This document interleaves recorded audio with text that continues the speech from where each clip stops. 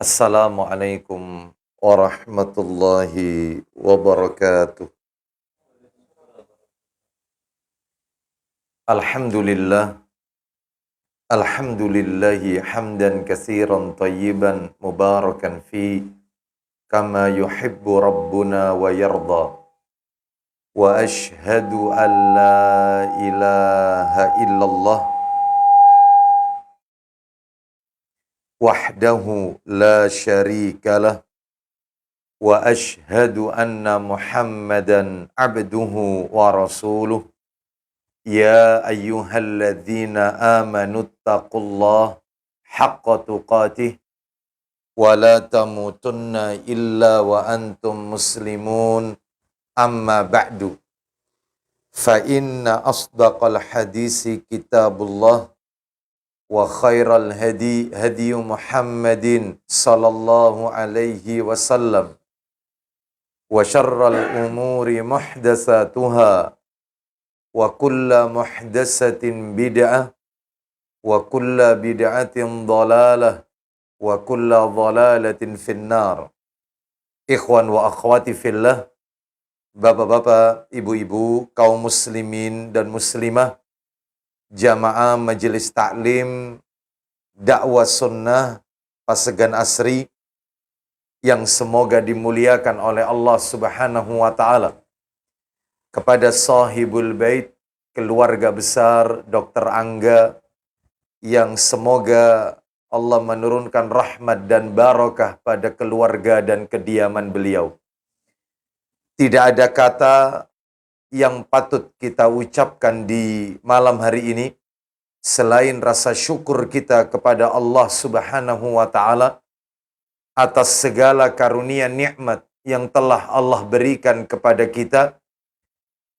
Salah satu di antara kenikmatan-kenikmatan yang Allah berikan kepada kita, yang kita rasakan pada malam hari ini dan wajib untuk kita syukuri adalah nikmat sehat dan nikmat diberikannya kita kesempatan untuk talabul ilmi, menuntut ilmu. Seringkali saya mengingatkan nikmat sehat ini adalah nikmat yang mahal. Sebagaimana Nabi SAW, beliau pernah bersabda, diriwayatkan oleh Ibnu Majah dalam sunannya. Nabi bersabda, "Man asbaha minkum mu'afan fi jasadi." Barang siapa yang di pagi harinya dalam keadaan sehat walafiat, siapa yang di pagi harinya dalam keadaan jasmaninya sehat, suami sehat, istri sehat, anak-anak sehat, aminan fi sirbi, rumahnya aman, tidak ada sesuatu yang menimpa pada dirinya dan keluarganya, tidak ada yang hilang, tidak ada musibah yang menimpa pada dirinya, aman. Dan yang berikutnya kata Nabi, indahu kutu yaumi, yang ia makan di hari itu ada, sekalipun sederhana. Maka dari tiga hal ini, jika seorang hamba memiliki tiga-tiganya, Nabi melanjutkan sabdanya, faka'annama haizat lahud dunia. Hari itu dunia sudah menjadi miliknya. Ini menunjukkan kepada kita bahwasannya nikmat sehat, nikmat yang mahal, nikmat yang besar. Buktinya ketika Nabi tadi menyampaikan dalam sabdanya, sehat di nomor satu kan, aman di nomor dua kan, dan makanan yang ia makan di hari itu sekalipun sederhana masuk dalam daftar urut yang ketiga dalam hadis tersebut. Oleh karenanya kita wajib bersyukur kepada Allah karena kita diberikan sehat oleh Allah Subhanahu wa taala. Dan kita juga berdoa kepada saudara-saudara kita yang saat ini mereka masih menjalani isolasi mandiri, masih terpapar adanya COVID-19 ini. Semoga penyakitnya diangkat oleh Allah, diberikan kesembuhan, dan penyakitnya menjadi penyebab diampuni semua dosa-dosanya. Kaum muslimin dan muslimah rahimani wa rahimakumullah. Yang tidak kalah pentingnya nikmat yang kedua selain nikmat sehat yang harus kita syukuri pada malam hari ini adalah nikmat waktu luang. Nikmat diberikannya kita kesempatan untuk talabul ilmi, menuntut ilmu. Sehingga kalau begitu dua nikmat ini, nikmat sehat dan nikmat waktu luang, Nabi mengatakan dua nikmat ini seringkali manusia itu tertipu. Sehingga dua nikmat ini terkadang bisa menjadi bumerang, senjata makan tuan bagi seorang hamba. Jika dua nikmat ini tidak dimanfaatkan dengan baik. Nabi bersabda dalam hadis riwayat Bukhari. Kata Nabi, ni'matani makhbunun fihima kathirum minan nas. Ada dua nikmat yang banyak sekali manusia itu lalai, tertipu karena dua nikmat ini. Karena mereka tidak memanfaatkan dua nikmat ini sebaik-baiknya. Dia tidak mengoptimalkan ibadah karena dua nikmat ini. Yang pertama, dua nikmat yang menyebabkan banyak manusia tertipu itu adalah as-sihah, dan yang kedua wal faragh. Yang pertama nikmat sehat, yang kedua nikmat waktu luang, nikmat kesempatan. Betapa banyak orang-orang di sekitar kita yang diberikan oleh Allah jasmani yang sehat, tetapi maaf, mereka tidak diberikan oleh Allah kemudahan untuk beribadah. Kemudahan untuk sholat berjamaah, kemudahan untuk membaca Al-Quran, kemudahan untuk taklim menuntut ilmu, kemudahan untuk yaitu sholat-sholat sunnah, puasa, dan yang lainnya. Sehatnya dipakai untuk hal-hal yang sia-sia. Sebaliknya, ada orang itu yang diberi oleh Allah waktunya lapang, waktunya banyak untuk melakukan amalan-amalan ketaatan, tapi sayang, dia tidak diberi sehat oleh Allah. Dia harus terbaring di atas pembaringannya sehingga beribadah pun tidak bisa optimal lantaran sakit yang diderita. Oleh karenanya maka orang-orang yang seperti ini tentunya adalah orang-orang yang rugi. Betapa banyak pula di luar sana orang-orang yang di masa sehatnya ia gunakan waktu sehatnya ya untuk mencari dunia. Yang ujung-ujungnya adalah ujung-ujungnya ketika di masa tuanya, satu persatu sakit menimpa pada dirinya. Mulai yaitu satu persatu sakit menimpa pada dirinya. Kolesterol, asam urat, ya, lalu kemudian jantung, ya, macam-macam. Ya, sudah. Sehingga harta yang selama ini ia kumpulkan ketika masa sehatnya harus satu persatu ia cairkan untuk mengobati dirinya sendiri. Berarti kesimpulannya selama ini dia cari harta, cari dunia, kepala jadi kaki, kaki jadi kepala, gak kenal hujan, gak kenal panas, ya, sampai ada istilah banting keringat peras tulang. Ini saya balik saja, ya. Luar biasa cari dunianya. Ternyata ujung-ujungnya untuk mengobati dirinya sendiri. Ya. Oleh karena itu betapa rugi orang yang seperti ini. Maka kita bersyukur kepada Allah diberi nikmat sehat dan diberi nikmat kesempatan oleh Allah untuk bisa melaksanakan amalan-amalan ketaatan kepada Allah Subhanahu wa taala. Bapak Ibu kaum muslimin dan muslimah rahimani wa rahimakumullah. Majelis Taklim Dakwah Sunnah Pasegan Asri rahimani wa rahimakumullah. Malam hari ini topik yang akan kita bahas ya, karena ini sifatnya insidentil ya, bukan kajian rutin, kita akan bahas yaitu tema salat bagi orang yang sakit. Salat bagi orang yang sakit. Nah, itu tema yang akan kita bahas pada kesempatan malam hari ini. Baik. Sebelum saya sebutkan satu persatu, yaitu yang Nabi ajarkan bagi mereka yang sakit terkait masalah sholat, maka sebagai kata pengantar atau muqaddimah, ada dua hal yang ingin kami sampaikan.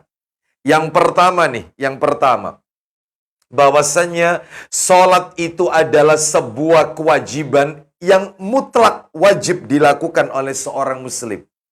Dan waktunya telah ditentukan oleh Allah Subhanahu wa taala. Wajib fardhu ain, salat 5 waktu bagi seorang muslim. Dan waktunya pun telah ditetapkan. Mana dalilnya? Allah berfirman di dalam Al-Qur'an. Bisa dibantu Di dalam Al-Quranul Karim, ya, yaitu di surat An-Nisa, surat yang keempat An-Nisa, ya, ayatnya adalah ayat yang ke-103. Surat An-Nisa ayat yang ke-103, di mana Allah Subhanahu wa Ta'ala berfirman, saya baca tidak dari awal tapi di pertengahan menuju ke akhir, ya. Saya baca, bisa dilihat yaitu mushafnya, kalimatnya, firman Allah, saya baca dari yang bagian akhir-akhir. Inna sholata kanat alal mu'minina kitabam mauquta. Silakan, bisa dibaca, sesungguhnya sholat itu dari situ.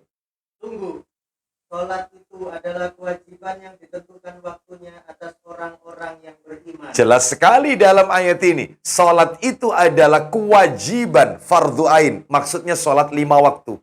Yang telah ditetapkan waktunya oleh Allah Subhanahu wa Ta'ala. Maka berdasarkan ayat ini, yang wajib mengerjakan sholat hanya 5 orang. Saya ulang. Yang wajib mengerjakan sholat hanya 5 orang. Yang pertama adalah dia seorang muslim. Seorang muslim. Wajib sholat. Yang kedua, dia adalah orang yang berakal. Akil, berakal. Berarti orang gila Ustadz terlepas. Iya, ini yang berakal. Ya, nanti kita akan bahas. Lalu kemudian yang ketiga adalah orang yang telah baligh. Berakal, terus yang ketiga baligh. Berarti anak kecil tidak wajib Ustadz. Nggak wajib. Ya, ini dia telah baligh. Yang keempat adalah dikerjakan sholat itu bagi wanita yang tidak haid. Wanita yang suci dari haid. Ya, wanita yang tidak haid. Suci dari haid. Dan yang kelima adalah wanita yang suci dari nifas. Dia yang tidak dalam keadaan nifas, maka wajib dia mengerjakan sholat. Nah, berarti kalau begitu, mafhum mukhalafah. Pemahaman sebaliknya adalah lawan katanya. Yang tidak wajib sholat sekarang. Satu, orang kafir. Kebalikannya muslim. Tidak wajib sholat. Yang kedua adalah yaitu orang yang tidak berakal alias gila. Ustadz, kalau misalnya dia itu pikun, nanti kita bahas. Ya, baik. Jadi orang yang tidak berakal, gila. Yang ketiga adalah anak kecil, lawan katanya dari baligh tadi. Yang keempat wanita haid, yang kelima wanita nifas. Itu tidak wajib sholat. Jadi kalau ada di masyarakat, lalu ada seseorang berkata, Ustadz, orang itu muslim loh Ustadz, agamanya Islam. Tapi dia tidak sholat. Mungkin dia anak kecil, mungkin. Enggak Ustadz, itu sudah balik Ustadz. Mungkin gila, mungkin. Enggak Ustadz. Iya, dia itu waras, enggak gila Ustadz. Ya berarti dia, wong laki-laki kok haid. Ya berarti dia nifas kalau begitu. Ya, salah satu dari itu. Ya, maka ini adalah kewajiban mereka yang mengerjakan sholat. Nah, oleh karena itu, bahkan sholat ini betapa pentingnya sholat sampai-sampai peletakan kewajibannya diletakkan setelah seseorang mentauhidkan Allah Subhanahu wa Ta'ala.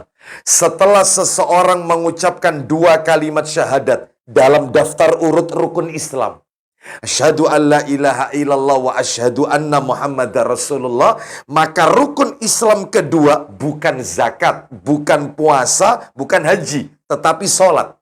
Ya. Sampai-sampai kata Nabi dalam hadis riwayat Tirmidzi, Rasul amril Islam wa amuduhu sholat. Ya, pangkal segala urusan itu ada di dalam Islam. Dan tiangnya Islam itu sholat. Ibarat bangunan itu pasti ada punya pondasi. Pondasi itulah akidah tauhid. Kalau pondasinya rapuh, bangunan apapun yang akan dibangun di atasnya tidak akan pernah kuat. Kalau akidahnya rapuh, maka amal ibadah apapun yang dia lakukan akan ditolak oleh Allah karena akidahnya tidak lurus. Begitu juga berikutnya, pondasi kuat, mapan kuat, tapi tiangnya rapuh. Sehingga apapun yang berdiri di atas tiang itu akan runtuh. Begitu juga sholat. Sholat itu kata Nabi tiangnya agama. Maka mereka yang tidak sholat, maka ibadah apapun yang ia lakukan, sekalipun jihad, sekalipun berbakti kepada orang tua, sedekah, semuanya ditolak oleh Allah. Ustadz ngomong seperti ini ada dalilnya. Orang kalau tidak sholat, semua ibadahnya itu ditolak. Ada. Allah katakan di dalam surat At-Taubah 54. Makanya ini tiang agama sholat ini. Ya, surat Al-Maidah itu surat yang mohon maaf kok Al-Maidah. Surat 9, maaf. At-Taubah. Surat yang ke-9 At-Taubah ayatnya 54. Allah Subhanahu wa taala berfirman, "Wa ma mana'ahum an tuqbala minhum nafaqatuhum illa annahum kafaru billahi wa bi rasulihi wa la ya'tuna salata illa wa hum kusala wa la yunfiquna illa wa hum karihun." Silakan dokter. Dan yang menghalang-halangi infak mereka untuk diterima adalah karena mereka kafir, ingkar pada Allah dan Rasulnya. Salah satu contohnya kekafiran mereka, ingkarnya mereka, dokter silakan. Dan mereka tidak melaksanakan sholat. Jelas sekali, nafkah-nafkahnya, infak-infaknya, sodakonya tidak diterima oleh Allah Subhanahu wa taala. Nah, ini penting sekali ya.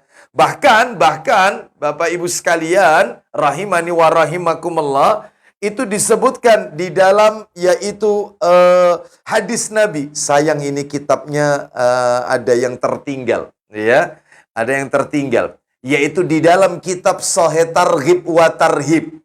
Ya, saya masih ingat nomornya. Kalau tidak salah di nomor 378 jilid 1 itu. Dengan tegas di mana yaitu Rasulullah Sallallahu Alaihi Wasallam mengatakan bahwasanya inna awwala ma yuhasabun nasu bihi yaumal qiyamah min a'malihimus shalah. Amalan yang pertama kali akan dihisab dari seorang hamba kelak di hari kiamat adalah sholatnya. Lalu Nabi lanjutkan, apabila sholatnya itu baik, seluruh amalan yang lain dianggap baik. Apabila sholatnya itu rusak, tidak baik, seluruh amal ibadah yang lain dianggap rusak. Berarti sholat itu menjadi tolok ukur barometer. Dijadikan standar. Makanya kalau ada orang bertanya, Ustadz, orang itu sholat tapi kok ya masih mencuri Ustadz ya. Dia sholat tapi kok masih ngomongin orang Ustadz ya. Gimana yang kayak begitu? Ya jawabannya berarti dia belum sholat.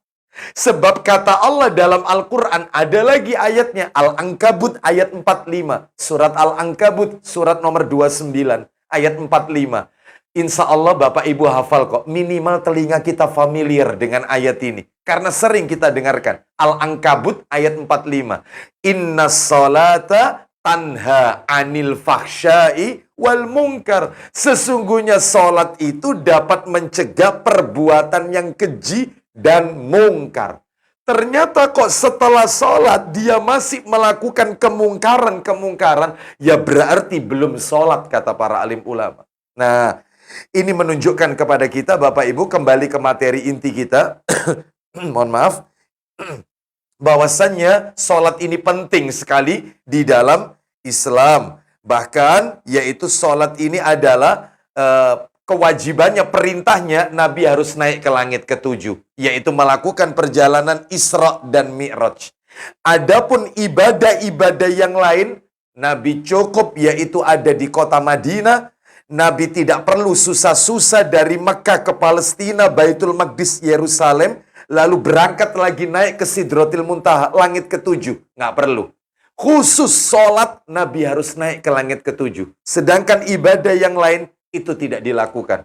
Berarti istimewa ibadah yang satu ini. Maka yang pertama kesimpulan dari yang muqaddimah yang kami sampaikan ini, wajib sholat. Tidak boleh meninggalkan sholat. Baik. Bahkan ada dalil yang cukup mengerikan. Mereka-mereka yang melalaikan sholat, itu riwayatnya sahih, ya, disahihkan oleh Syekh Albani rahimahullah. Mereka-mereka yang tidak sholat, melalaikan sholat, maka di hari kiamat dia akan dikumpulkan dengan 4 tokoh gembong kekafiran. Yang pertama kata Nabi adalah dikumpulkan dengan Fir'aun. Yang kedua dikumpulkan yaitu dengan Haman, Perdana Menterinya Fir'aun. Yang ketiga akan dikumpulkan nanti di hari kiamat dengan Ubay bin Khalaf, orang kafir yang hidup di zaman Nabi. Ya. Yang keempat adalah, maaf kebalik ya, yang ketiga dikumpulkan dengan Korun. Dan yang keempat baru Ubay bin Khalaf. Nah, siapa mereka ini? Fir'aun, rajanya kekafiran. Haman, Perdana Menterinya Fir'aun, kafir. Korun, orang yang menumpuk-numpuk harta. Nah, ini, baik. Korun, anak pamannya Nabi Musa alaihissalam. Berarti sepupu dengan Nabi Musa, Korun ini. Dan yang keempat, Ubay bin Khalaf. Katanya Ibnu Qayyim al-Jauziyah rahimahullah dalam kitab Madarijus Salikin. Beliau mengatakan, orang yang meninggalkan sholat karena kekuasaan akan ketemu Fir'aun. Kumpul sama Fir'aun. Orang yang meninggalkan sholat itu dikarenakan urusan-urusan kesekretariatan, ya, urusan-urusan yaitu tentang operasional, yaitu kekuasaan, maka dia akan kumpul dengan Haman. Orang yang meninggalkan sholat karena harta, sibuk cari harta, ya, maka dia akan kumpul dengan Korun. Dan yang terakhir, orang yang meninggalkan sholat karena perdagangan, ya, waktunya adzan bisnis tetap berjalan, dia tidak hiraukan itu panggilan adzan, jual beli tetap berlangsung, bahkan dia lalaikan sholat itu, dia akhirkan mendahulukan yaitu perdagangan, dia akan ketemu dengan Ubay bin Khalaf. Nah, jadi semua ini ada pelajarannya. Itu disebutkan dalam hadis Nabi tentang 4 tokoh gembong kekafiran itu. Na'udzubillah, ini berarti ancaman keras bagi mereka yang meninggalkan sholat. Baik, ini yang pertama ya, tentang kewajiban sholat. Yang kedua sekarang, mukadimah terakhir sebelum masuk materi inti. Bapak Ibu kaum muslimin dan muslimah, Majelis Taklim Dakwah Sunnah Pasegan Asri rahimani wa rahimakumullah. Yang kedua adalah bahwasannya salah satu daripada keindahan agama Islam, salah satu dari keistimewaan agama Islam, ternyata Islam itu menghendaki kemudahan bagi umatnya. Islam tidak menghendaki kesulitan bagi umatnya. Allah tidak suka yang sukar-sukar. Allah itu ingin umatnya melakukan ibadah itu dengan mudah. Tidak menyulitkan. Dan jangan mempersulit. Oh. Mana itu dalilnya? Islam ini agama yang mudah. Itu dalilnya di mana? Banyak sebenarnya dalilnya. Salah satu saja ya. Coba beberapa saja ya. Coba dibuka, yaitu dalilnya disebutkan dalam Al-Baqarah. Surat Al-Baqarah, surat yang kedua, ayatnya 185. Ini surat ayat ini tentang puasa Ramadan. Biasanya sering kali dibaca ayat ini ketika yaitu di bulan Ramadan. 185, namun yang kita baca di bagian akhir-akhir. Ya, saya baca, silakan disimak, yaitu firman Allah yang ada di dalam ayat itu. Saya baca di bagian hampir akhir, bukan paling akhir, hampir akhir. Begini bunyinya. Yuridullahu bikumul yusra wala yuridu bikumul usra. Nah, ada ya? Silakan dibaca artinya mulai dari kalimat Allah menghendaki. Dari situ dokter, silakan. Allah menghendaki kemudahan bagimu dan tidak menghendaki kesukaran bagimu. Nah, jelas sekali. Allah itu menghendaki kemudahan dan tidak menghendaki kesukaran. Allah nggak suka yang sulit-sulit. Ini prinsip dalam Islam. Keindahannya Islam ini. Ya. Mudah, Islam itu mudah. Baik, kita tambahkan lagi. Coba dibuka lagi surat An-Nisa. Surat nomor 4 ayat 28. An-Nisa ayat 28. Kita lihat An-Nisa ayat 28. Allah Subhanahu wa taala berfirman tentang keindahan Islam ini. Allah menghendaki kemudahan. Saya baca dari awal. Yuridullahu ayyukhaffifa ankum wa khuliqal insanu dha'ifa. Silakan. Allah hendak memberikan keringanan bagimu, keringanan kepadamu, karena manusia diciptakan bersifat sifat lemah. Jelas sekali. Allah Subhanahu wa taala hendak memberikan keringanan kepadamu dan karena manusia ini diciptakan sifatnya lemah. Makanya Allah memberikan kemudahan-kemudahan. Baik, tambah satu lagi dalil. Sahih Bukhari, dibuka Sahih Bukhari. Sahih Bukhari nomor 33. Silakan Sahih Bukhari nomor 33, yaitu hadis dari sahabat Abu Hurairah radhiyallahu an. Kita dengarkan ya. Silakan dibaca. Dari Abu Hurairah radhiyallahu anhu, katanya Nabi sallallahu alaihi wasallam bersabda, Perhatikan baik-baik. Inna dina yusrun. Walan yusadda hadad dina ahadun illa ghalabah. Atau kama qala Nabi sallallahu alaihi wasallam. Silakan. sesungguhnya agama Islam itu ringan. Terus.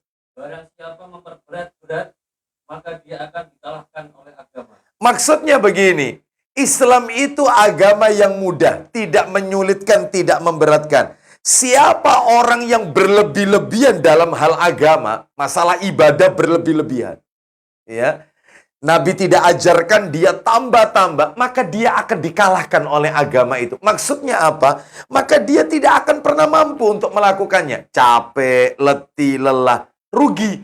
Capeknya bukan untuk di atas sunnah. Dia capek dalam rangka hulu, terlalu berlebihan dalam beribadah. Maka yang seperti ini tidak diperbolehkan. Jadi enak kok beribadah ini. Enak sekali di dalam Islam ini. Ada rujukannya jelas, ikuti, tidak ada, tidak diikuti. Selesai. Itu aja. Tidak perlu kita berinovasi dalam beribadah, menambah-nambah ya dan seterusnya dengan alasan pakai dalil hawa nafsu. Yang penting kan baik. Itu ya. Maka ini tidak diperbolehkan kita beribadah seperti ini. Baik, kita lanjutkan ya.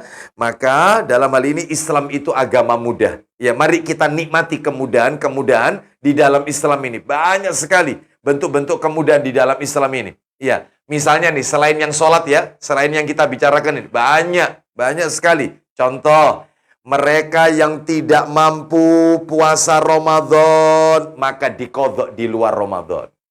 Ternyata diqadha di luar Ramadan, tidak mampu juga, cukup bayar fidyah. Mereka yang tidak bisa menunaikan ibadah haji, maka dibadalkan oleh orang lain. Karena mungkin fisiknya, atau mungkin karena dia tidak memiliki bekal. Tapi niat ada, hanya saja bekal kurang. Maka dia bisa dihajikan oleh orang lain, atau oleh anaknya. Seperti itu. Contoh lagi, misalnya dalam masalah yaitu safar, masalah safar. Ya, Islam ini agama yang luar biasa.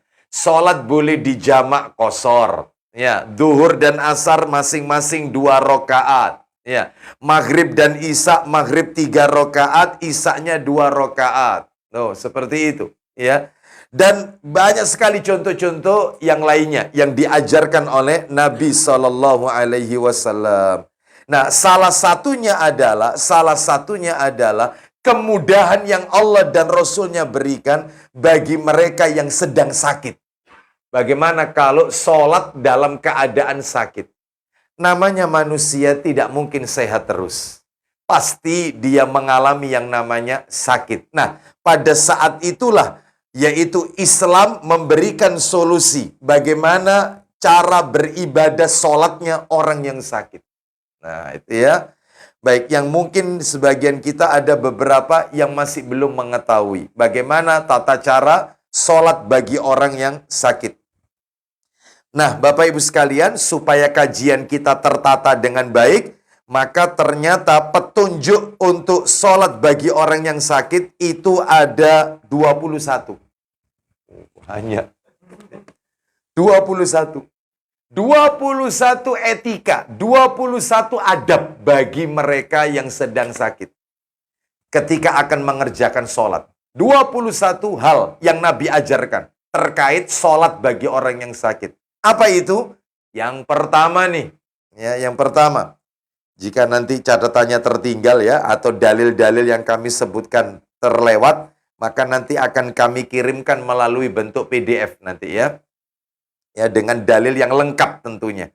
Baik, yang pertama nih, yang pertama. Sholat 5 waktu tetap wajib dilakukan meskipun sakit. Sakit tetap sholat.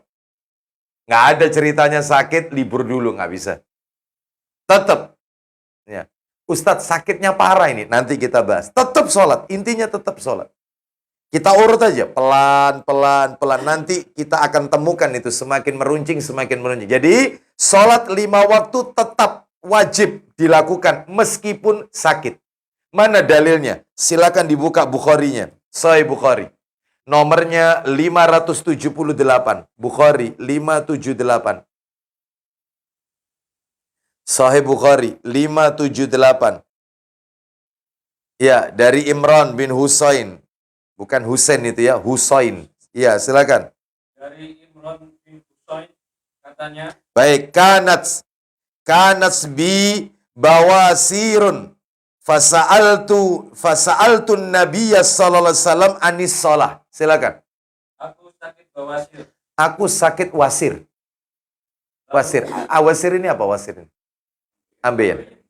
Aku sakit wasir, ambeien. Lanjut teruskan. Lalu aku bertanya kepada Rasulullah Shallallahu Alaihi Wasallam Ya. tentang bagaimana cara melakukan sholat. Baik, lihat jawaban Nabi. Apakah libur sholatnya? Enggak, tetap sholat. Gimana caranya?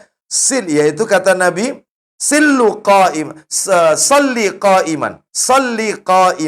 Fa illam tastati fa qa'idan. Fa illam tastati fa ala janbin. Silakan. Jawab beliau, sholatlah sambil berdiri. Tetap sholat berdiri. Awalnya Nabi perintahkan berdiri. Lanjut. Jika tidak sanggup, Kalau kamu tidak sanggup, maka boleh duduk. boleh duduk. Kalau duduk tetap nggak bisa karena ambeien, silakan. Jika tidak sanggup juga, boleh sambil berbaring. Nah, boleh berbaring. Berdasarkan hadis ini, nanti kita akan temukan lagi nih setelah poin ini. Tapi nggak apa-apa, saya singgung dikit dulu. Berdasarkan hadis ini, Nabi mengatakan sholatlah sambil berdiri. Karena rukunnya sholat itu berdiri, Pak. Bu, berdiri. Bukan duduk. Sholat wajib loh ya. Kecuali kalau sholat sunnah, pilihan. Sekalipun kita tidak dalam keadaan sakit, sehat walafiat, boleh tahajud sambil duduk. Padahal sehat. Nggak sakit ini. Sambil duduk. Allahu Akbar. Tetapi kalau sholat yang 5 waktu, subuh, zuhur, asar, maghrib, isya, wajibnya berdiri. Kecuali, terkondisikan. Berarti Ustadz kalau begitu orang yang sakit, itu tidak boleh dia langsung ngambil opsi, ngambil pilihan, saya sholat sambil tiduran. Nggak bisa. Kalau dia mampu berdiri. Berdiri dulu. Meskipun dia diinfus atau apa, berdiri. Kuat nggak berdiri?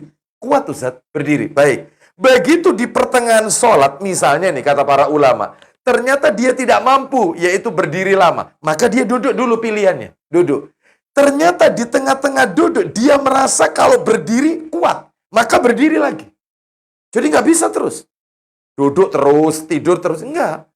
Itu. Allah tahu kemampuan kita.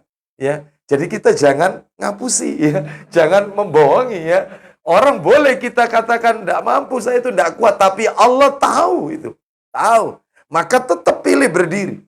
Berdiri. Ya, baik. Karena memang wajibnya itu berdiri Bapak Ibu sekalian. Bukan duduk.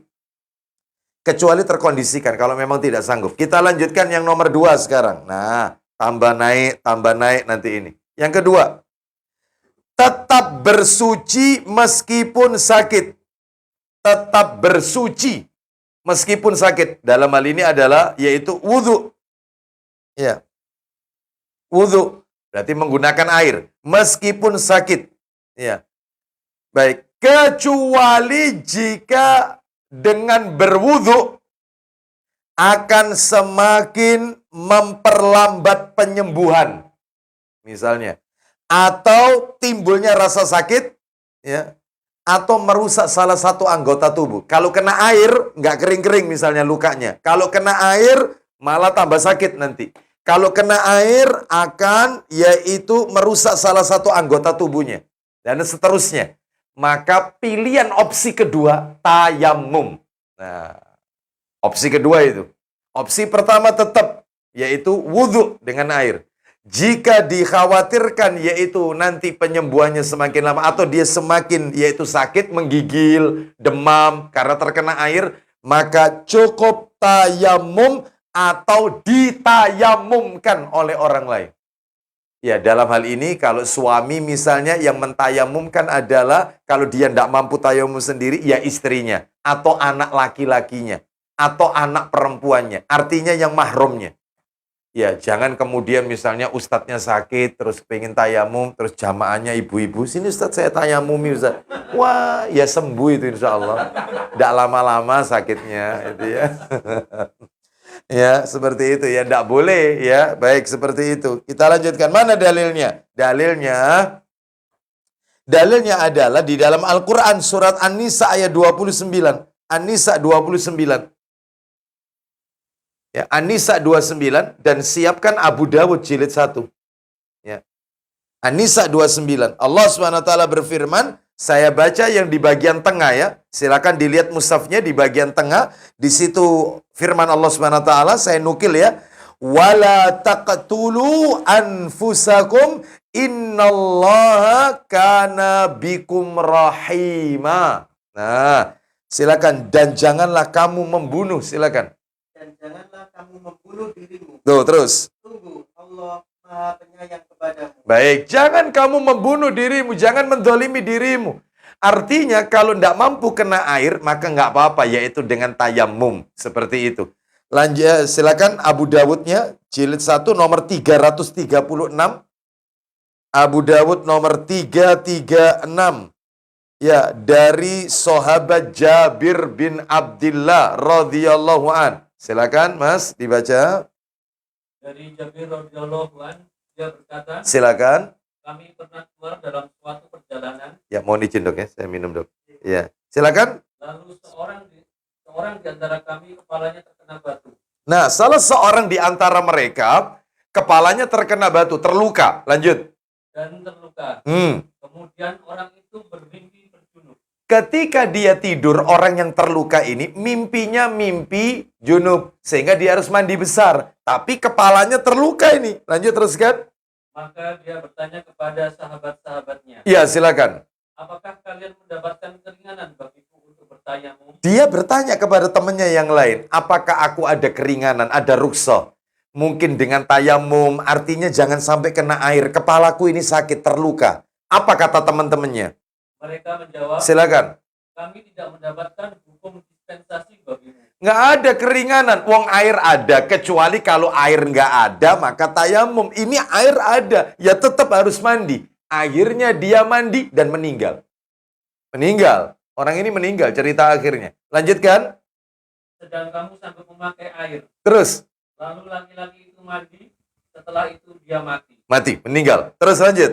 Ketika kami datang menghadap kepada Nabi Shallallahu Alaihi Wasallam, Marah Nabi. Marah. Silakan. Baca. dilaporkan kepada beliau tentang peristiwa tersebut, Apa kata Nabi? maka beliau Shallallahu Alaihi Wasallam bersabda, Apa isi sabdanya? mereka telah membunuhnya, Terus. Allah membunuh mereka. Nah, mereka telah membunuh orang itu, maka Allah akan membunuh mereka. Kenapa kalian tidak tanya dulu kepada saya? Obatnya bodoh itu kata Nabi bertanya. Kalau tidak tahu, tanya, kata Nabi. Lanjut, silakan.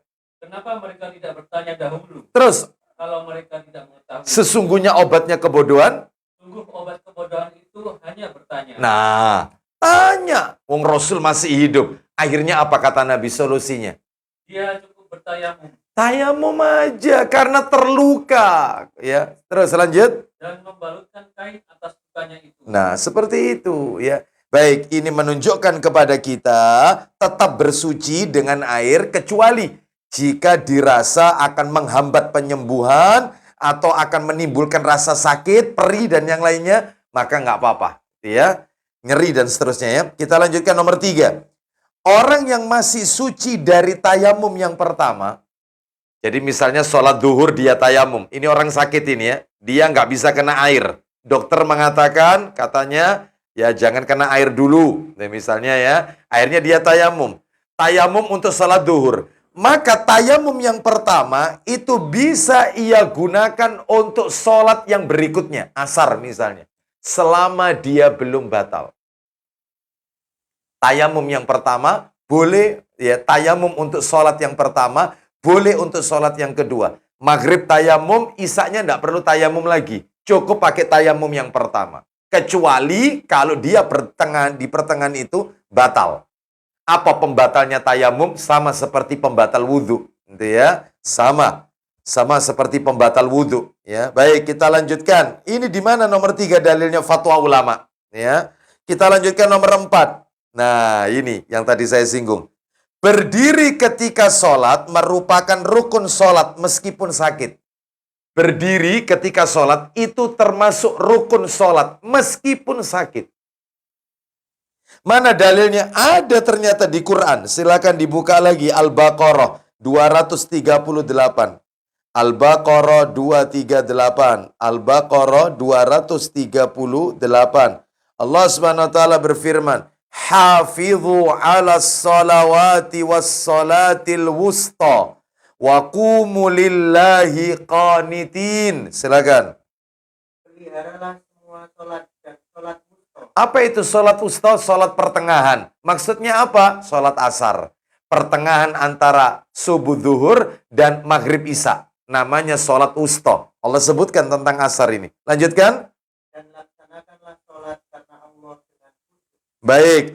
Di situ ada kata-kata yaitu waqumu lillahi. Itu arti yang benar. Waqumu lillahi. Berdirilah karena Allah dalam sholatmu dengan khusyuk. Waqumu qaim. Qumu yaitu berdirilah. Ini perintah sholat itu rukunnya berdiri. Ya. Baik, kita lanjutkan sekarang nomor 5. Jika orang yang sakit, ya, jika orang yang sakit masih mampu berdiri, ya, masih mampu berdiri dengan bersandar pada tongkat. Nah, dia kalau berdiri sendiri begini nggak bisa, tapi dia harus menempelkan tubuhnya ke tongkat atau ke dinding, boleh, tapi tetap berdiri. Berdiri, rukunnya itu berdiri. Jika orang yang sakit masih mampu berdiri dengan bersandar pada tongkat, ya, di mana ini dalilnya? Ayo dibuka dalilnya Abu Dawud 948. Kita kasih dalil dulu, sholat bersandar pada tongkat. Jadi dia itu tongkatnya ditancapkan terus dia bersandar, senden ke tongkat itu. Ya, jadi dia tidak memilih duduk, tetap memilih berdiri. Cuman bersandar. Bahkan boleh, yaitu misalnya nih suami, seorang laki-laki suami ingin sholat, istrinya di sampingnya. Istrinya yang megangi suaminya, atau suaminya yang menyandar di badan istrinya, tapi dia tetap sholat. Itu, senden. Kapan lagi yang kayak begini? Ya, kapan lagi? Ya, itu kalau istrinya satu, kalau istrinya dua ya dua-duanya kan di kanan kiri, kan gitu ya. Baik, kita lanjutkan. Ya, kan semakin berdirinya enggak miring kan. Nah, baik kita lanjutkan. Ayo 984 silakan. Dari Hilal bin 948. 948 dari Ummu Qais binti Mikson, betul ya? Ya, silakan. Ya, dari awal boleh. Dari Hilal bin Ishaq, dia berkata, Ya. aku pernah mendatangi negeri Rokah. Terus? Lalu sebagian sahabat saya berkata kepadaku, apakah Anda bersedia menemui salah seorang sahabat Nabi Shallallahu Alaihi Wasallam? Iya. Katanya, aku berkata, Iya. ya ini suatu keberuntungan. Iya. Kami pergi menuju Wabisah. Aku berkata kepada sahabatku, Iya. kita mulai pandangi dulu bentuk tubuhnya. Ternyata dia memakai peci bertelinga 2 terpasang di atas kepalanya. Baik, silakan. Dan mantel terbuat dari bahan sutra dan wol warna abu-abu. Lanjut. Dia tengah mengerjakan sholat sambil bersandar pada tongkat. Terus? Kami tanyakan hal tersebut setelah kami memberi salam. Iya. Maka dia berkata, Ummu Qais binti Mikson pernah menyampaikan kepadaku bahwasanya Rasulullah Shallallahu Alaihi Wasallam setelah berusia lanjut dan gemuk, Iya. beliau membuat tiang di tempat sholatnya untuk bersandar. Masya Allah. Nabi ketika usia tuanya, badannya gemuk, ya, Nabi membuatkan satu tiang ketika sholat Nabi bersandar di tiang itu. Tetap memilih berdiri. Ya, karena rukun ini. Bukan sholat sunnah ini, sholat wajib. Itu rukun berdiri itu. Kita lanjutkan. Atau dinding, boleh. Atau bertopang pada salah seorang di sampingnya. Maka dia harus berdiri ketika mengerjakan sholat fardu. Kita kasih dalil lagi. Silakan dibuka Sahih Bukhari lagi, 577. Bukharinya 577. Ya, nggak apa-apa deh, itu memang begitu itu. Iya. Buka tutup jadi 577. Bukhari 577. Dari Imran bin Husain lagi.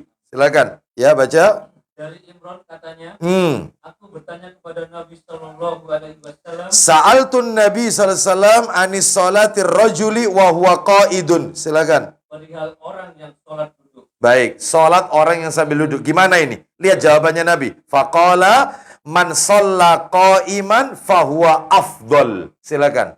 Jawab beliau, orang yang sholat berdiri itulah yang paling utama. Loh, berdiri paling utama. Terus, wa man shalla qa'idan falahu nisfu ajril qa'im. Silakan. Dan orang yang sholat duduk, maka pahalanya seperdua pahala sholat berdiri. Loh, separuh pahalanya kalau duduk.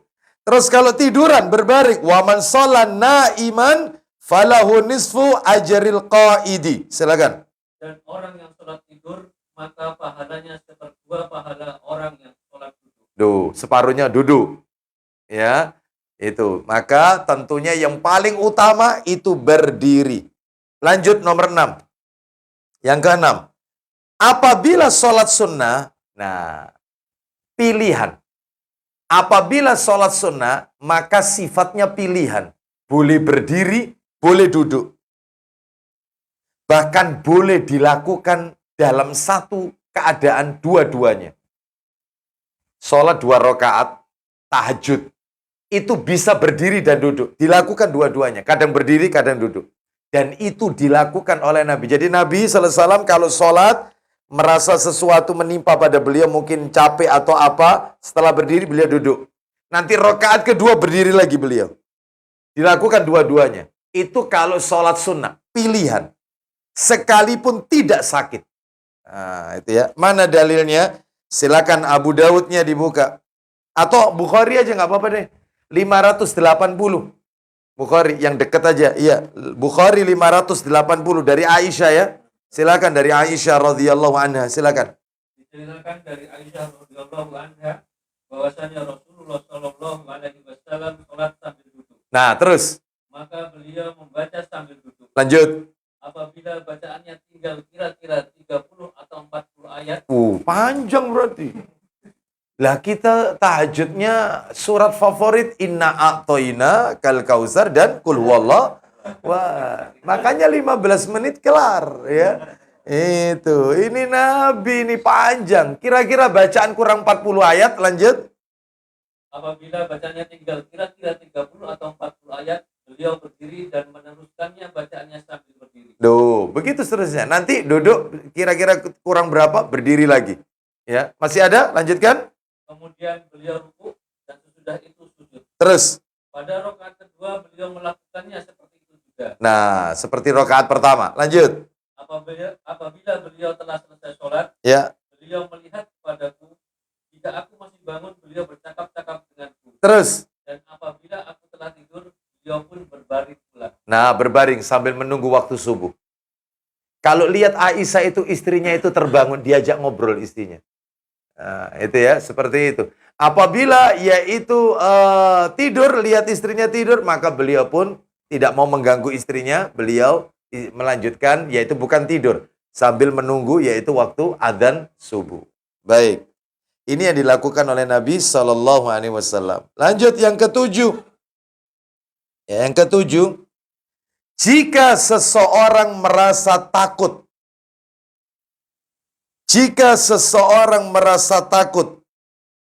sholat dengan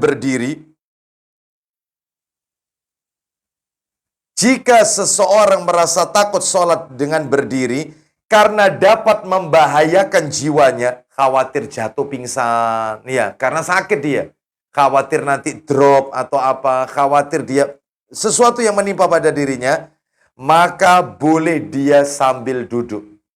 Kan dia bisa memperkirakan, saya kuat enggak ya? Kelihatannya insya Allah kuat. Nah, ternyata dirasa kok dia merasa kayaknya enggak kuat, duduk. Ketika duduk kok dia merasa enggak kuat juga, duduk berbaring. Ketika berbaring itu tiduran, kok dia merasa agak enakan ketika sholat, maka dia jangan milih duduk, berdiri. Pilihan pertama itu berdiri. Karena sholat wajib. Itu ya. Jadi jangan ambil opsi duduk ya atau berbaring. Mana dalilnya? Dalilnya adalah dalam Al-Qur'an. Al-Qur'an lagi. Al-Baqarah 239.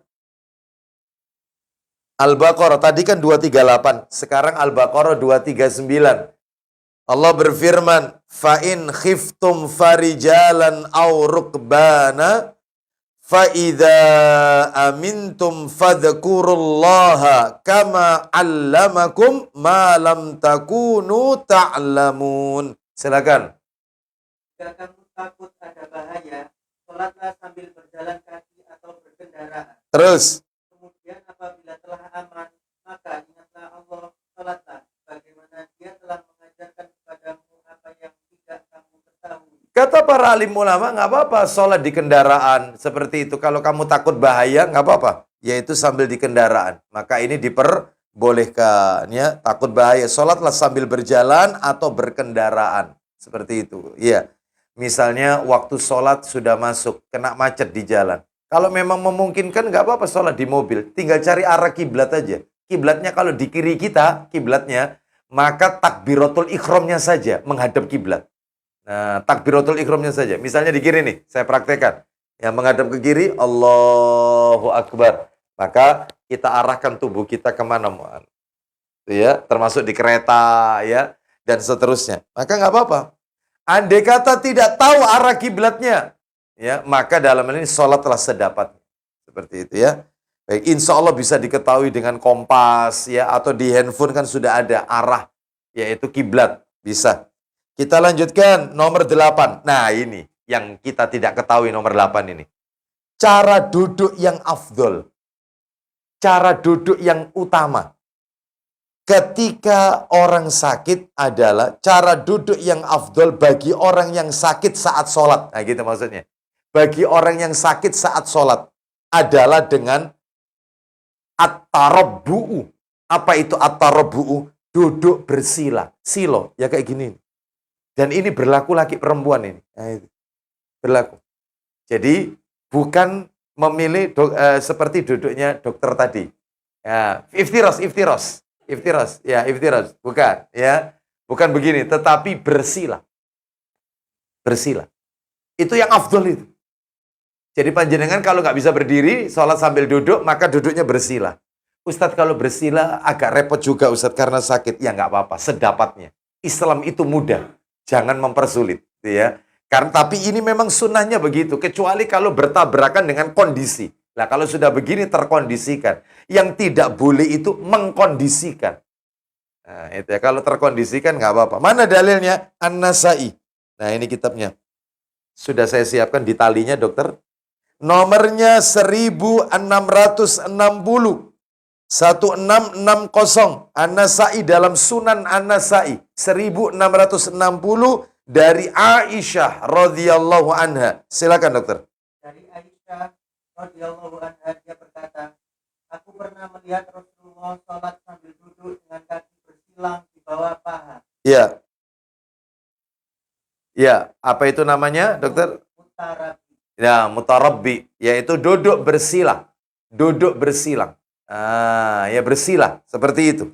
Baik, caranya gimana? Caranya adalah jadi ketika ruku, tangan kita memegang lutut sambil menundukkan sedikit yaitu kepala kita atau punggung kita. Adapun kalau sujud jika mampu loh ya, jika mampu maka seperti sujud yang kita lakukan kalau sholat. Jadi kepala semuanya. Sujud kakinya ya seperti kalau sujud gimana? Nah itu. Jika mampu ini. Kalau tidak mampu, karena nggak bisa ditekuk atau sakit, misalnya kecetit, ini kan repot. Ya. Kalau tidak mampu, maka ketika tadi ruku itu kan memegang lutut tangannya. Sami Allahu liman hamida, ditaruh di paha tangannya. Nah giliran sujud, Allahu Akbar, kedua tangannya itu yang memegang lantai. Iya betul Bapak. Betul panjenengan, betul, semuanya betul. Memegang lantai tangannya. Nah itu cara sholat sambil duduk yang Ustadz duduknya bukan di bawah, duduknya di kursi. Misalnya di pesawat. Maka caranya sama saja. Yang pertama, berdiri. Opsi pertama, berdiri. Misalnya, Ustadz bangku penumpang depan itu terlalu Ustadz. Sehingga kita tidak bisa berdiri. Dia itu terlalu apa itu ya? Jeklek ya. Itu gimana Ustadz ya, caranya? Sedangkan dia tidur. Saya khawatir ganggu kalau tak bangunkan. Ya duduk aja. Ya.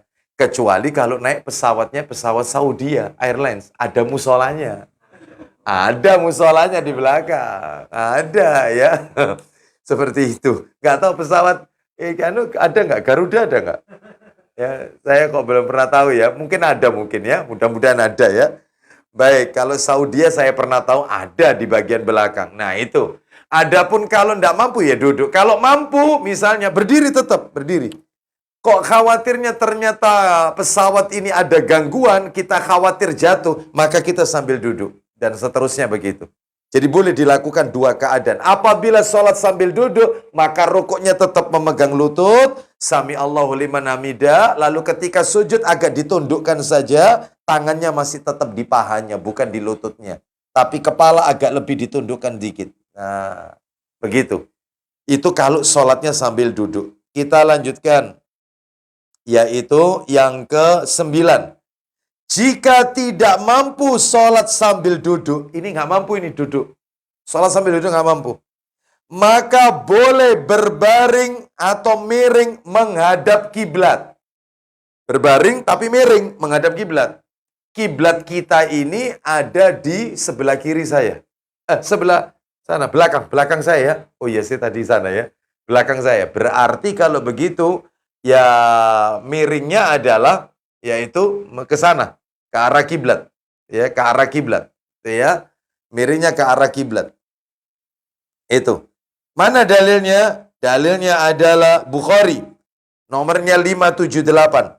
578. Sahih Bukhari 578. Ayo. Nomornya berdekatan semua. Ya, silakan 578. Dari Imran bin Husain katanya, Iya, betul.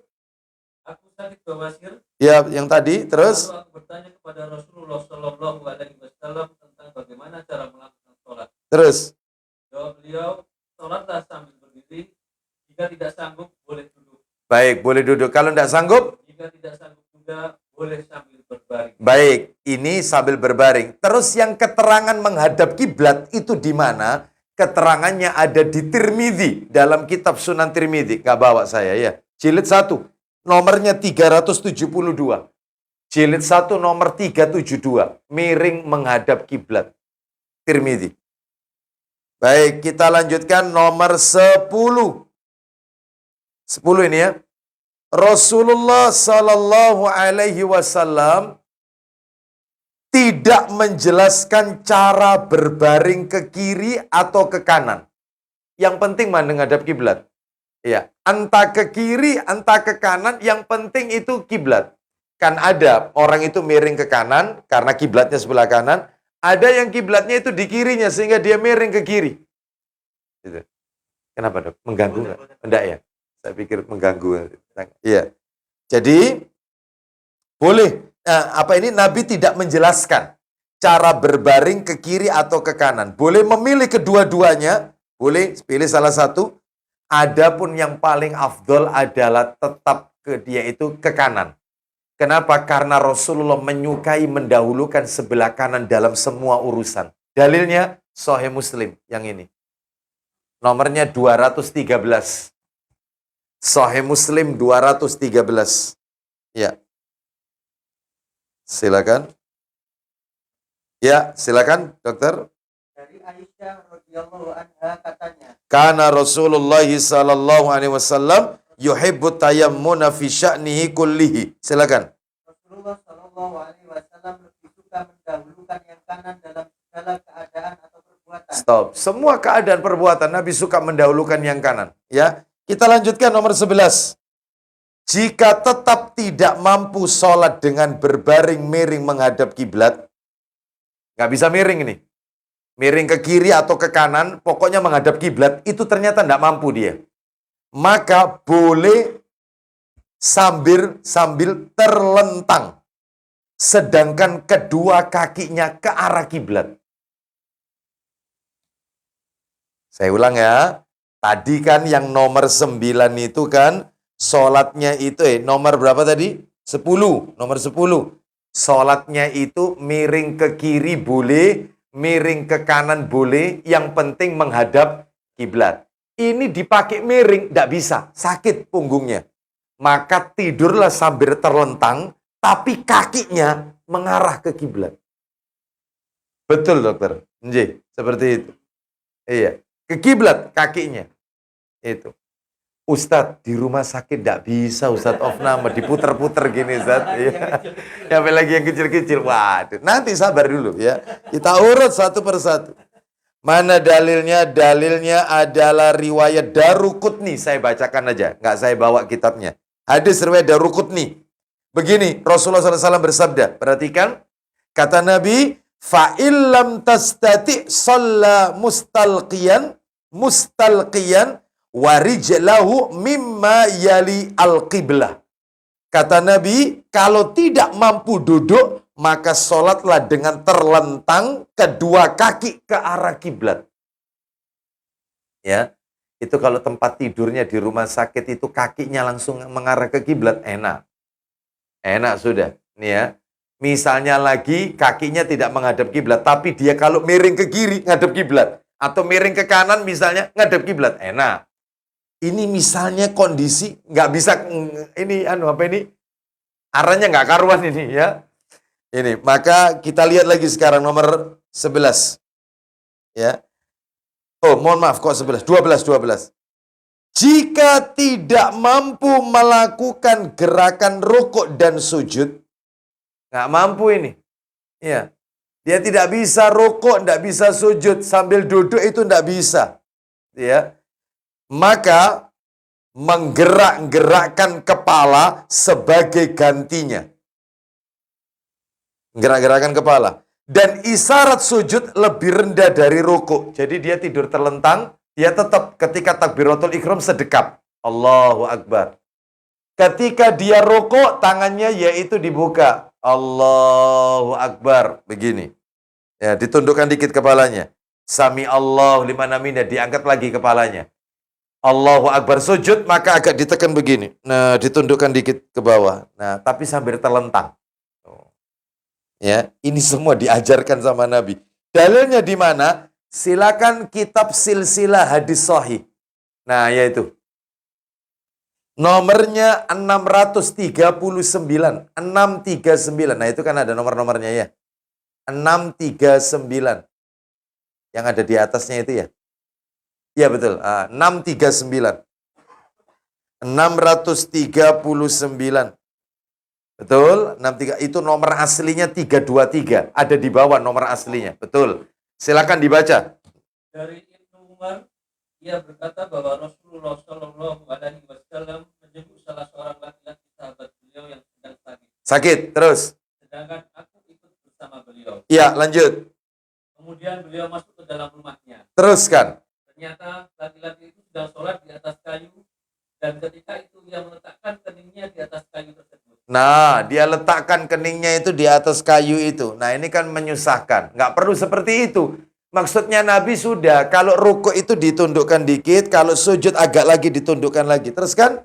Kemudian beliau mengisyaratkan sesuatu kepadanya. Nah, terus? Maka ia pun membuang kayu tadi dan mengambil sebuah bantal sebagai gantinya. Nah, terus kan? Rasulullah Shallallahu Alaihi Wasallam bersabda, isinya? Tinggalkanlah bantal itu. Ya. Apabila kamu sanggup bersujud di lantai, maka lakukanlah. Terus? Jika tidak, maka cukup lakukan dengan isyarat. Ya, isyarat. Nah, kepalanya ditundukkan. Terus kan? Dan jadikanlah sujudmu lebih rendah daripada rukukmu. Nah, jadi kepalanya diisyaratkan lebih rendah kalau sujud. Kalau rukuk, ya biasa saja, ditundukkan biasa. Baik, semuanya ada ini dalilnya. Kita lanjutkan 13. Jika tidak mampu menggunakan isyarat kepala. Apa itu dok? Yang lehernya dipasang apa itu dok? Olerbase. Nah itu ya. Jadi nggak bisa digerak-gerakkan nih. Nggak bisa digip itu ya. Kayak gip itu ya. Nah, itu. Nah, yang kayak begitu nggak bisa ditundukkan. Gimana caranya? Jika tidak mampu menggunakan isyarat kepala, maka menurut pendapat yang kuat ini, pendapat rajih, cukup dengan ucapan saja. Allahu Akbar, Allahu Akbar, Sami Allahu liman hamidah, ucapan saja. Tapi tetap sholat, tidak libur. Ya. Insya Allah ada rukso karena saya sakit. Enggak, tetap sholat. Enggak bisa. Ya, baik. Mana dalilnya? Ini pendapat di dalam kitab Syarhul Mumti' ala Zadil Musta'nik, yaitu oleh Syekh Utsaimin rahimahullah di juz yang keempat, halaman 469. Pendapat yang kuat adalah cukup pakai bacaan aja atau ucapan. Allahu Akbar. Salam juga gitu, nggak bisa noleh ke kanan, nggak bisa noleh ke kiri. Assalamualaikum warahmatullah. Assalamualaikum warahmatullah. Sudah gitu aja. Udah, ini sudah kondisinya udah nggak memungkinkan. Ya, baik. Lanjut sekarang 14. Jika badan tidak dapat bergerak, lisan juga tidak bisa berucap. Waduh. Parah ini. Maka, kata para ulama, ya, sebentar lagi saya tunjukkan dalilnya nih. Maka, hatinya masih bisa beribadah. Dibisikkan ke telinganya. Dibimbing. Ya. Jadi hatinya masih wajib beribadah. Jadi ada orang yang nuntun, matanya terpejam, ya, dituntun di telinganya. Dibisikkan, Allahu Akbar. Nggak usah, Pak. Yang sunnah-sunnah nggak usah dibacakan. Seperti Allahumma ba'id, itu nggak usah. Langsung aja Al-Fatihah. Suratnya juga gitu, nggak usah. Langsung ruku aja. Jangan Al-Baqarah gitu. Waduh. Ya nggak selesai-selesai, kasihan ini. Ya, ini. Iya. Ada nggak orang itu kalau sudah kena penyakit penyakit menaun atau penyakit yang parah, kadang baru dibimbing, itu terdengar mendengkur. Tidur.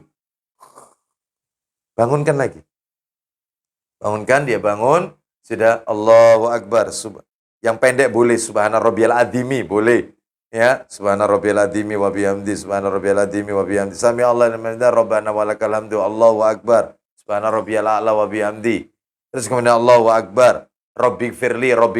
Itu bacaan sahih. Ya.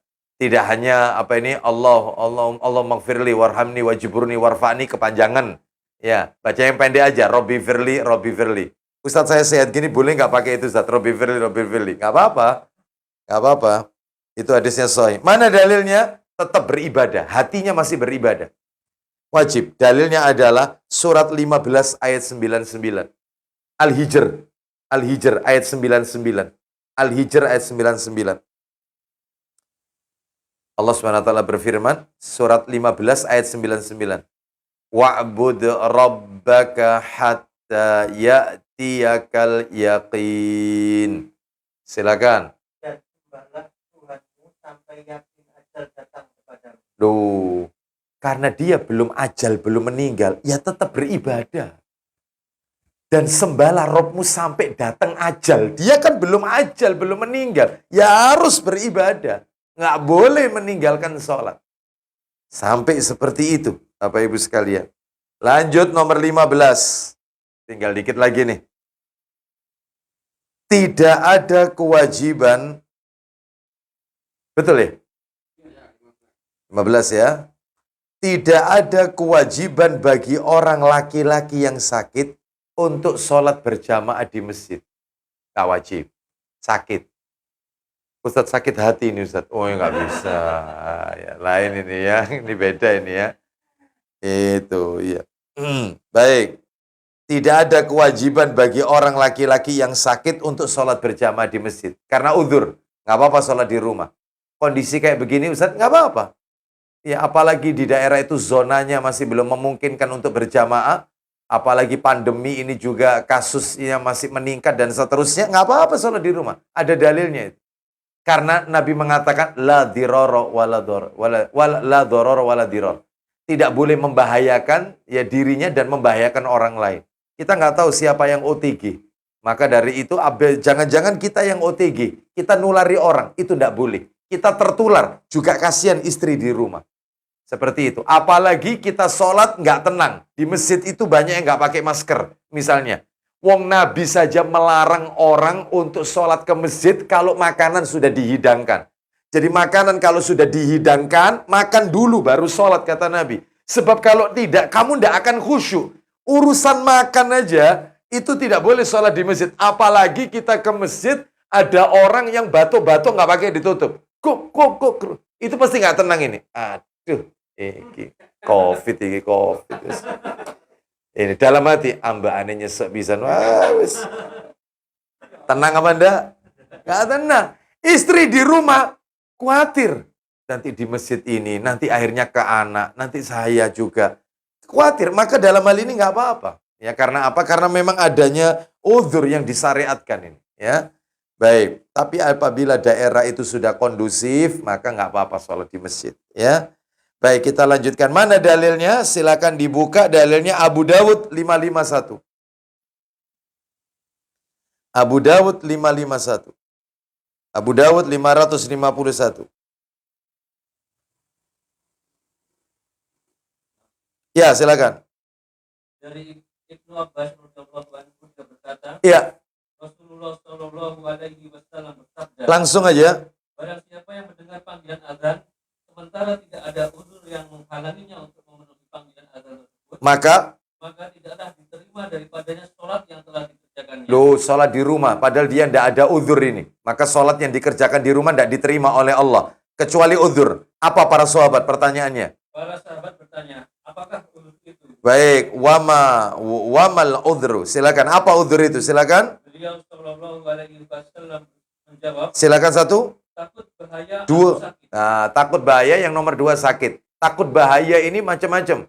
Takut bahaya dari musuh, takut bahaya dari hewan, binatang buas, takut bahaya karena penyakit seperti yang kita hadapi sekarang ini. Maka seperti itu, boleh sholat di rumah. 16. Tidak ada kewajiban bagi laki-laki yang sakit untuk mendatangi sholat Jumat berjamaah. Tidak ada kewajiban, karena termasuk uzur, terkena uzur. Sakitin. Tidak ada kewajiban bagi orang laki-laki yang sakit untuk mendatangi sholat Jumat berjamaah. Nggak wajib. Mana dalilnya? Abu Dawud 1067. 1067. Abu Dawud 1067. Ya, baca. Ayo, dari Tariq bin Syihab. Dari Tariq bin Syihab dari Nabi Shallallahu Alaihi Wasallam, beliau bersabda, Al-jumu'atu haqqun wajibun ala kulli muslimin fi jama'ati illa arba'atan. Silakan. Jumat itu wajib atas setiap muslim dengan berjamaah kecuali 4 golongan, Ada 4 golongan yang tidak wajib Jumatan. 1, yaitu hamba sahaya, budak. Nomor 2, perempuan, perempuan tidak wajib Jumatan. Nomor 3, anak-anak, anak-anak yang belum balik. Nomor 4, dan orang sakit. ya orang sakit tidak wajib. Kita lanjut 17.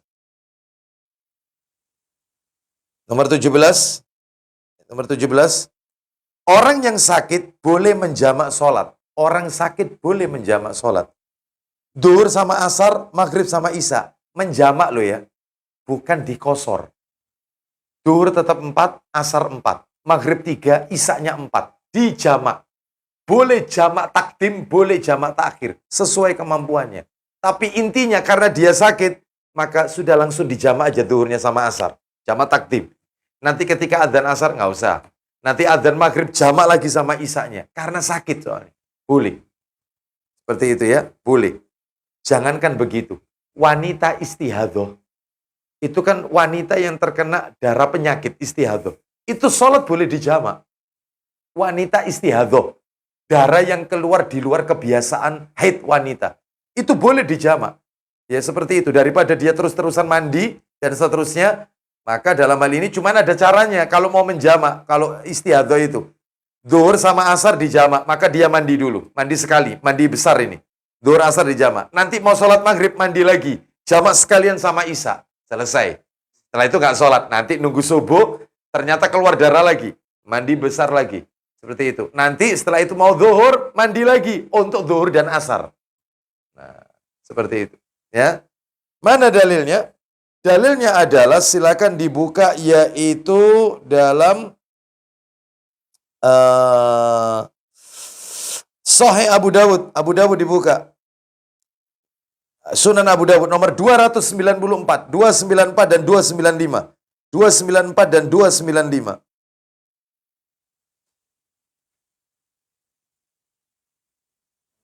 Ya, silakan. Baca.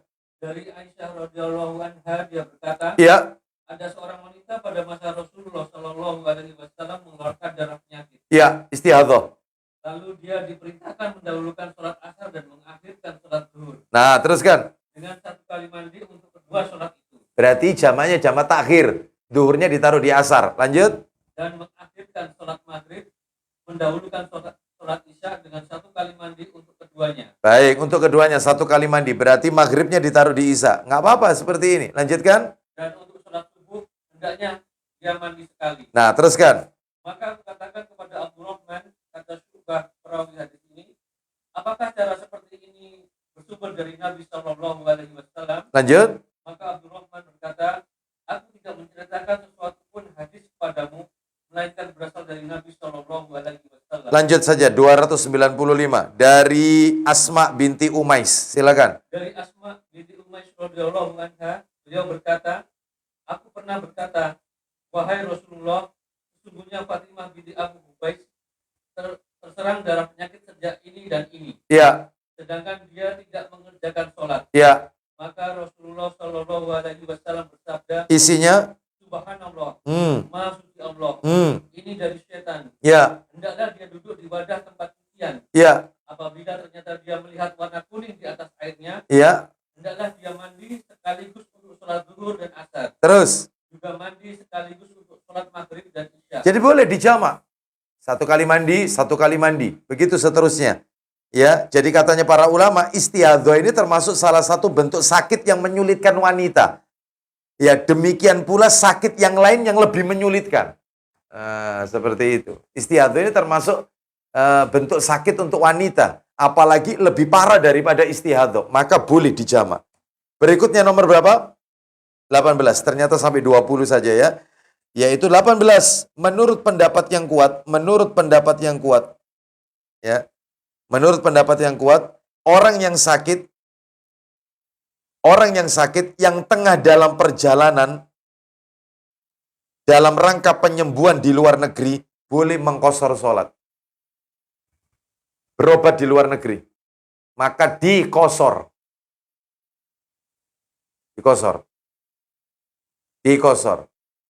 Tidak dijamak, Ustaz.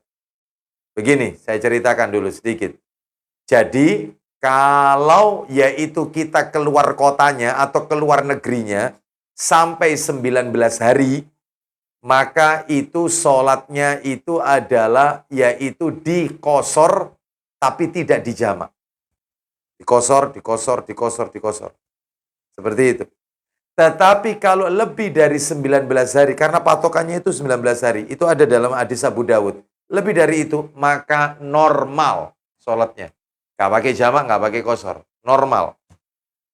Jadi panjenengan misalnya keluar kota ke Jakarta, meskipun naik pesawat, perjalanan cuma 1 jam. Sampai di Jakarta, maka sampai di tempat tujuan, itu caranya zuhur cuma 2 rakaat aja. Nggak pakai asar. Nanti ketika adzan asar cuma 2 rakaat saja. Nggak pakai, yaitu dijamak qashar. Yang dijamak qashar itu ada jamak dan ada qashar kalau di tengah-tengah perjalanan. Zuhur dengan asar, 2 rakaat, 2 rakaat. Tapi begitu sampai di tujuan, hanya mengqashar, tidak menjamak. Ini adalah salah satu pendapat di antara sekian banyak pendapat tentang masalah sholat jamak dan qashar. Seperti itu Bapak Ibu sekalian ya. Selama berapa lama itu? 19 hari. Hari ke-20 normal. Tapi Ustadz, kalau saya ke masjid Ustadz, di situ lagi sholat. Apakah saya tetap mengqashar? Ya tidak, harus ikut imam tersebut. 4 rakaat ya 4 rakaat. Seperti itu. Baik. Kita jangankan begitu. Ya, kita sudah sholat, mengqashar sholat atau menjamak qashar di tengah perjalanan. Sampai di tempat ternyata ada adzan di situ. Apakah saya harus datang? Tadi sudah sholat, tetap datang. Tetap sholat lagi. Lah yang tadi dianggap sholat sunnah. Itu tadi. Tetap sholat lagi. Itu karena apa? Karena tidak boleh kita ketika mendengar panggilan adzan terus kemudian kita tidak sholat. Sholat lagi. Bahkan di zaman Nabi yang namanya sholat 2 kali itu adalah sesuatu yang lumrah. Biasa. Ada sahabat Nabi Mu'adz bin Jabal radhiyallahu anhu. Habis sholat bersama Nabi, Nabi salam, cepat pulang. Karena dia ingin sholat mengimami istri dan anak-anaknya. Sholat maghrib lagi. Nggak apa-apa yang seperti ini. Biasa yang kayak begitu itu. Saya pernah menjumpai, jadi ceritanya itu kan, saya pernah mampir dari Batu, mampir ke Masjid Cenghu, Pandaan. Sampai di situ, yaitu, ada sholat, kita sholat duhur sama asar, kita jamak qashar. Sampai di situ kalau nggak salah jam 2-an lah. Kita jam 1:30 kalau nggak salah. Sudah. Keluarga masih kepingin istirahat, maklum biasanya kalau ngajak perempuan kepingin belanja biasanya kan di situ ya. Sudah, baik. Ternyata adzan asar. Adzan asar. Ya sudah kita siap-siap, udah ke Masjid Cenghu lagi, sholat di situ. Ada beberapa orang yang duduk, loh Pak, kok enggak sholat? Tadi sudah saya jamak qashar. Anda dengar adzan. Harus sholat lagi. Lah yang tadi itu sunnah. Oh gitu, berarti sholat 2 kali. Ya iyalah, Anda dengar adzan. Anda tidak dalam perjalanan, Anda masih di sini. Sholat lagi. Romo kata jamak qashar. Kok pelit gitu loh ya. Pelit banget ya. Masya Allah. Ya Indonesia banget ini ya. Kita lanjutkan. Baik, yang keberapa sekarang? 19 ya. 19 Bapak Ibu sekalian. Yang ke-19. Jika orang yang sakit tertidur atau lupa mengerjakan sholat, lupa ini, tertidur atau lupa, maka ia harus segera mengerjakan saat terbangun atau ingat.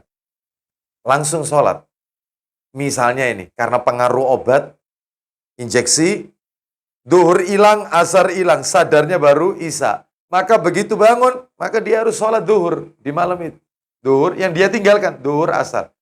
Ustadz, kalau misalnya ini Ustadz, sadarnya itu baru seminggu Ustadz. Gimana ini? Sadar baru sepekan. Bagaimana ini? Katanya para ulama dalam kitab ensiklopedi sholat yang ditulis oleh Syekh Dr. Said bin Waf bin Ali Al-Qahtani, dikatakan batasnya sampai 3 hari. Lebih dari 3 hari, maka tidak perlu. Sampai 3 hari. Jadi kalau tidak sholat selama 3 hari, maka itu lakukan. Tapi kalau lebih dari itu, karena terlalu banyak, maka sisanya cukup bertobat kepada Allah Subhanahu Wa Taala. Karena kelalaian. Itu ya. Jadi, mana ini dalilnya? Sahih Muslim, dibuka 643. 643. Jika orang yang sakit tertidur atau lupa ini ya, maka ia harus segera mengerjakan saat terbangun atau ingat. 643. Silakan dokter. Dari Anas bin Malik radhiyallahu anhu, katanya Rasulullah Shallallahu alaihi wasallam bersabda, Apa isi sabdanya? siapa yang lupa sholat, maka hendaklah ia tunaikan segera ketika dia ingat. Nah, hendaklah ia tunaikan ketika ingat. Terus? Tidak ada denda baginya kecuali hanya itu. Baik, teruskan nomor 644 sekarang. Tambahkan lagi ya. Dari Anas bin Malik radhiyallahu anhu, katanya Rasulullah Shallallahu alaihi wasallam bersabda, Apa isi sabdanya? siapa yang lupa sholat atau tertidur, maka dendanya ialah menunaikannya segera ketika ingat. Nah, seperti itu ya. Jadi, baik, jadi inilah orang yang tertidur langsung sholat pada saat dia ingat. Baik Bapak Ibu sekalian, ternyata setelah kita lihat, yaitu poin 20 masuk dalam poin-poin yang sebelumnya. Jadi tidak perlu saya ulang. Berarti ada 19 poin. Hanya 19 saja, ya bukan 20 atau 21. Karena sudah masuk pada bagian-bagian yang lain. Wallahu a'lam bishawab. Mudah-mudahan dengan materi yang kita bahas ini tentang sholat bagi orang yang sakit, yaitu ada manfaat yang bisa kita ambil dan bisa kita lakukan dalam kehidupan kita sehari-hari jika ternyata qadarullah, Allah memberikan nikmat kepada kita berupa nikmat sakit, maka kita bisa menerapkan apa yang Nabi ajarkan tadi. Mudah-mudahan Allah selalu memberikan kesehatan kepada kita dan semoga Allah jadikan amalan kita semuanya diridhoi oleh Allah Subhanahu wa taala. Baik, ada yang mau bertanya? Ya, silakan dokter. Misalkan ada yang tidak sadar selama 4 hari, jangan sengaja 4 hari. Iya, betul. Yang 3 hari itu aja. Adapun selebihnya karena lebih dari 3 hari maka nggak perlu, cukup dia bertobat aja kepada Allah Subhanahu wa taala dan memperbanyak sholat sunnah untuk menggantinya itu. Sholat sunnah diperbanyak. Itu. Iya, silakan.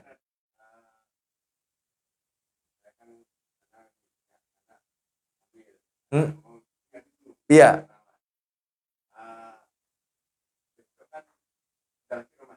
iya,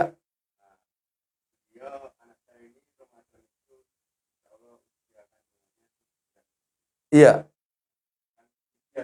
iya.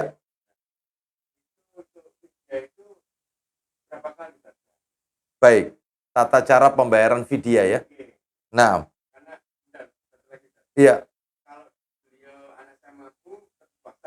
iya, iya, iya, iya, baik. Iya, enggak apa-apa. Enggak apa-apa. Kalau misalnya, jadi dia lakukan sesuai dengan kemampuannya, karena dia sedang hamil. Nah, maka ketika dia meninggalkan puasa itu, maka dia, yaitu kalau bisa mengkodok, mengkodok. Tapi kalau tidak bisa karena nantinya menyusui, maka bayar fidyah saja. Nah, tata caranya bayar fidyah ini bisa dipilih. Ada 2 pilihan. Yang pertama adalah pilih orang, yang kedua pilih waktu. Maksudnya begini, pilih orang. Misalnya total selama sebulan itu dia tidak puasa 15 hari. Karena diloncati tadi katanya ya. Misalnya 15 hari tidak puasa. Maka caranya boleh pilih orang, boleh pilih hari. Maksudnya begini, kalau pilih orang dulu. Pilih orang.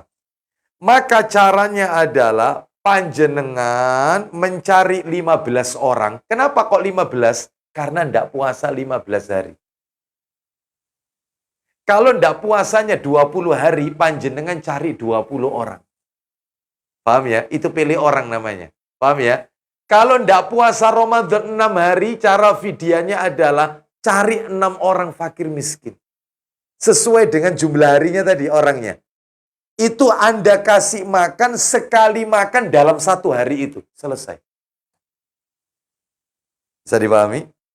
Misalnya, istri saya lagi hamil.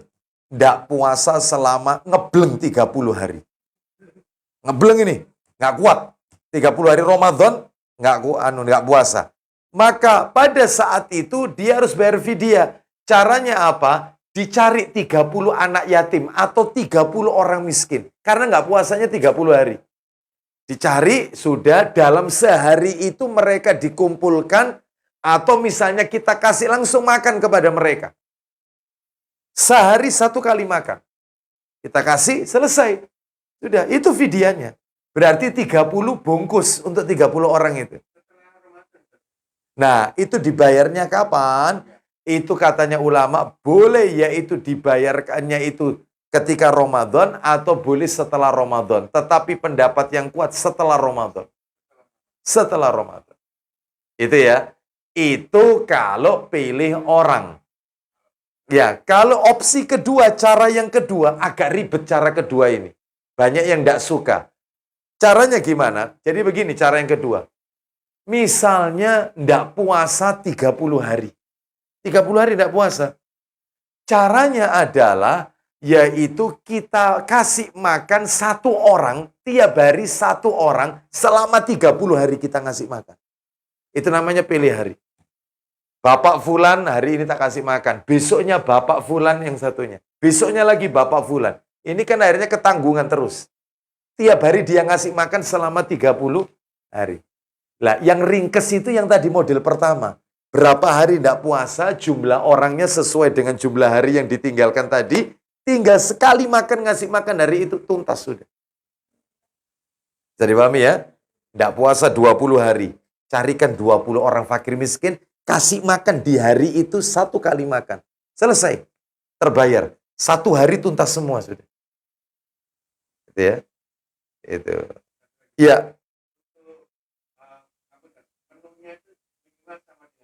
Iya. Menunya sama seperti yang kita makan. Seperti itu. Takarannya dan seterusnya. Sama seperti yang kita makan. Boleh enggak? Yaitu diganti dengan uang.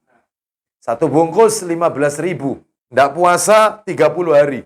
15.000 satu hari untuk satu fakir miskin berarti kali 30, 450.000. Wes tak tambahin lagi 500.000. Tak kasihkan.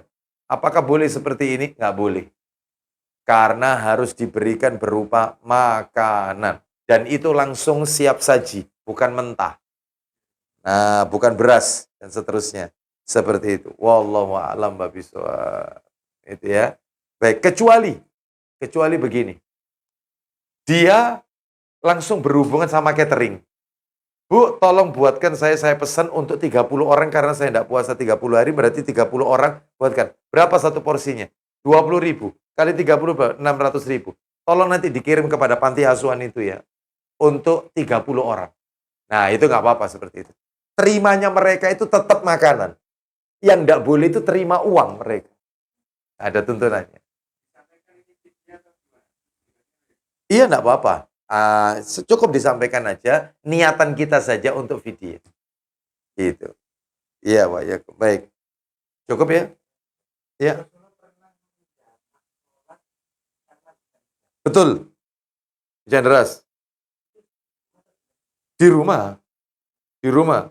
Menjamak sholat. Iya. Jadi, dalam hal ini diperbolehkan. Bukan hanya hujan deras. Ternyata Nabi pernah menjamak sholat tidak dalam kondisi hujan, tidak dalam kondisi sakit. Jadi jamak itu tidak identik sakit, hujan, atau bepergian. Tidak identik. Kita sehat walafiat, kita jamak. Nabi pernah menjamak sholat maghrib dengan isya karena pengajian. Ada dalam Sahih Muslim. Ada nomornya Sahih Muslim nomor 670, ya 670-an.